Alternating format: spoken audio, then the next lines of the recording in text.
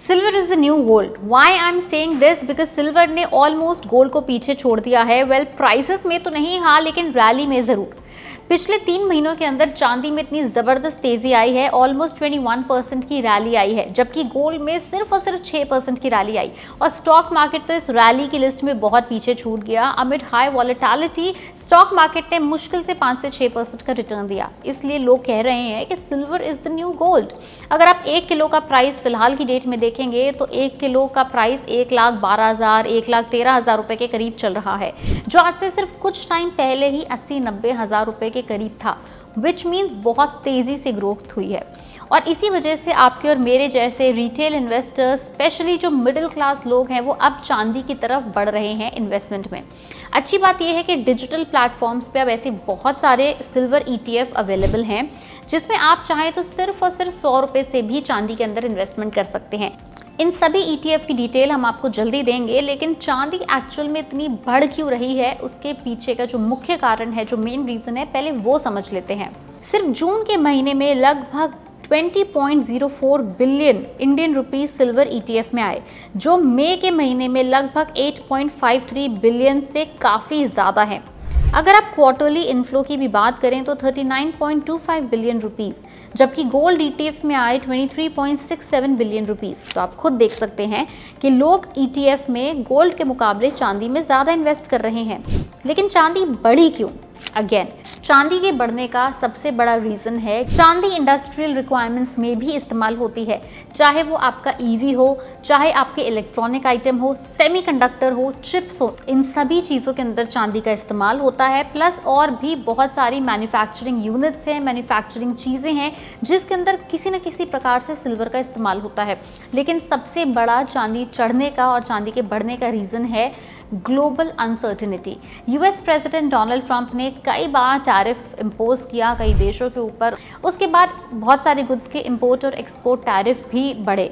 इस वजह से अगेन सिल्वर के ऊपर एक काफ़ी बड़ा पॉजिटिव इम्पैक्ट पड़ा और वापस से चांदी के दाम काफ़ी चढ़ गए। यही रीज़न है कि पिछले 3 महीनों में चांदी लगभग 21% से ज़्यादा बढ़ी। अगर हम सिल्वर इंपोर्ट्स की बात करें, लगभग 431% का इंक्रीज हुआ है ईयर ऑन ईयर। मई में सिल्वर इंपोर्ट्स थे लगभग 544 टन वर्सेस गोल्ड था सिर्फ और सिर्फ 30.5 टन।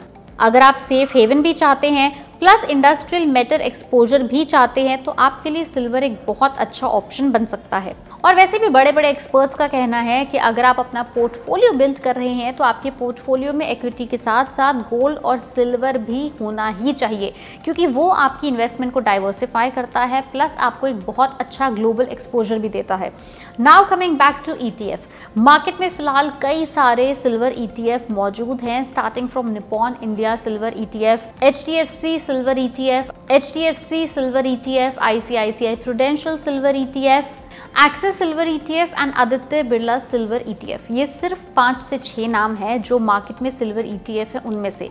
अगर आप देखेंगे, अगर आप इन सबके रिटर्न्स के ऊपर गौर करेंगे तो इन सबका रिटर्न आपको बहुत सिमिलर मिलेगा, क्योंकि सारे ही जो सिल्वर ETF हैं सिर्फ और सिर्फ चांदी में इन्वेस्ट करते हैं। तो ऑफ कोर्स आपको रिटर्न सिमिलर मिलेगा, चाहे वो 6 महीने का है, 1 साल का है, 3 साल का है या फिर 5 साल का है। लेकिन AUM सबका अलग अलग होगा, क्योंकि किसी फंड के अंदर ज़्यादा पैसे का इनफ्लो है, किसी के अंदर कम है। थोड़ा बहुत आप ये भी देख सकते हैं कि कौन सा फंड कितने टाइम पहले स्टार्ट हुआ। NAV आपको सेम मिलेगी, इस वजह से रिटर्न भी सेम है, रिस्क भी सेम है। अगेन, ये सिर्फ और सिर्फ हमने 5 से 6 नाम आपको बताए हैं सिल्वर ETF के अंदर। अब गौर करने वाली बात यह है कि ये सभी ETF आपको SIP का भी ऑप्शन देते हैं और लंप सम का भी ऑप्शन देते हैं। यानी अगर आप चाहें तो इन सभी ETF के अंदर आप मिनिमम 100, 200, 250 रुपये भी इन्वेस्ट कर सकते हो। मैक्सिमम की तो कोई लिमिट ही नहीं है। हर महीने करना है, साल में 2 बार करना है, जितना भी पीरियोडिक आप चाहते हैं, जितना भी पीरियड के गैप पे आप चाहते हैं, आप खुद सेलेक्ट कर सकते हैं। दूसरी तरफ जब भी चांदी का दाम बहुत तेज़ी से गिरेगा, वहीं आप चाहें तो दूसरी तरफ जैसे ही चांदी का दाम गिरे वैसे ही एक बार यानी लमसम एक मुश्त में भी इन्वेस्ट कर सकते हैं बेटर रिटर्न्स के लिए।